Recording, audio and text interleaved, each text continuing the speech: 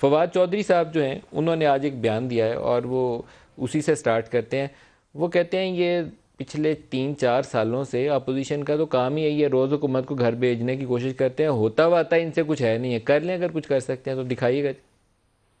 یہ جو طریقے عدم اعتماد انہوں نے لانی ہے, 3 سال میں تقریباً 13 کوششیں کر چکے ہیں حکومت ہٹانے کی, ان سے حکومت نہیں ہٹی, ان میں سخت نہیں ہے. یہ وہ کہتے ہیں نہ تیر چلے گا نہ تلوار ان سے, یہ بازو میرے آزمائے ہوئے ہیں. مجھے طریقے عدم اعتماد تو نظر نہیں آ رہی ہے, مجھے جیلیں نظر آ رہی ہیں جو ان سب کے لیے تیار ہیں.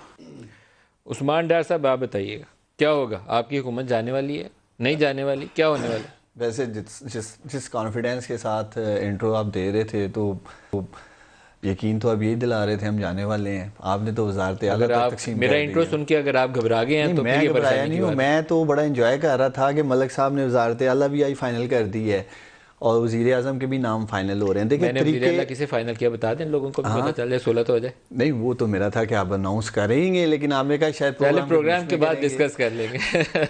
تو دیکھیں ملک صاحب, طریقے عدم اعتماد لانے کے لیے جو خود اعتمادی کی ضرورت ہے اپوزیشن میں, وہ تو بظاہر نظر نہیں آ رہی ہے. ایک نمبر گیمز تو پہلے ان کی پوری نہیں ہے, پھر چاہے وہ مارچ کرنی ہو, دھرنا دینا ہو, طریقے عدم اعتماد کرنی ہو, تو بیساکھیاں ڈھونڈنے یہ باہر نکل آتے ہیں.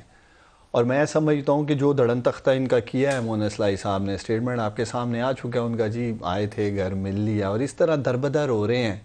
طریقے عدم اعتماد کی بھیک مانگ رہے ہیں یہ لوگ آج ملک میں, ہمارے اتحادیوں کے پاس جاتے ہیں طریقے عدم اعتماد میں ہمارا ساتھ دیں. میں سوال یہ رکھتا ہوں آپ کے پروگرام میں, سینٹ میں تو ان کی اکثریت تھی, چیئرمین سینٹ کے خلاف بھی یہ طریقے عدم اعتماد لے کے آئے تھے. تو طلال چودھری کی جب باری آئے گی تو میں چاہوں گا کہ وہ اس بات پہ روشنی ڈالے کہ ان کے اپنے اراکین بھاگ گئے تھے. 14 سینیٹرز ان کے تھے, تو ان 14 کو کیا انہوں نے نشان عبرت بنایا تھا تب؟ اور یہ دیکھیں گے جب یہ تحریک عدم اعتماد لے کے آئیں گے ان کے ایم این اے بھاگ جائیں گے. اچھا, سینٹ میں 2 بڑے انٹرسٹنگ ایپیسوڈ ہیں. ایک عدم اعتماد یہ لے کر آئے, سارے سینیٹرز ان کے ساتھ کھانا کھا کے, ووٹ 14 آپ کو ڈالا ہے سنجرانی کو. لیکن ایک کمال اور بھی ہوا, یسر رضا گیلانی کا انتخاب ہوا لیڈر آف دی اپوزیشن, تو بعد میں آیا, اس سے پہلے ایز سینیٹر آپ کے 15 ایم این اے اٹھے اور وہ ان کو ووٹ ڈالا ہے.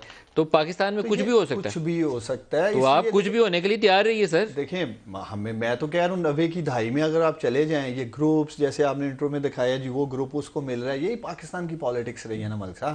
آپ کے گروپس بن جاتے ہیں, پھر جس طرح دکھایا جاتا ہے کہ شاید یہ پریشر گروپس ہیں. انشاءاللہ تعالی 3.5 سال سے یہ پوری کوشش کر رہے ہیں پرائم منسٹر عمران خان کی وکٹ گرانے کے لیے.